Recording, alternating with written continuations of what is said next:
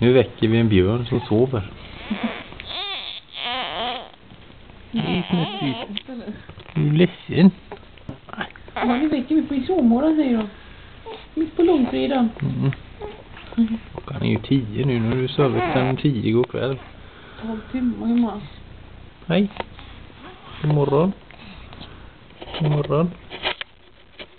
Jag ska ha frukost när jag är på sängen. Ja, den är serverad. God morgon. Lille snuttunge. Gud vad trött hon är.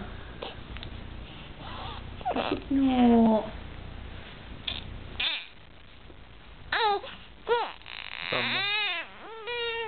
Samma humör som mamma. Ja, nej.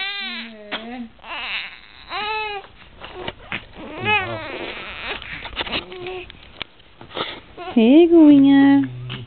Hej. Vad gott med pussar på morgonen. Det är det bästa jag vet, säger hon. Det är det bästa jag vet. Så gott.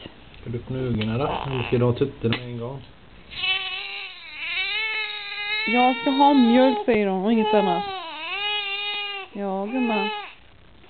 Du ska få mjölk. Ja. Vi ska få. Okej.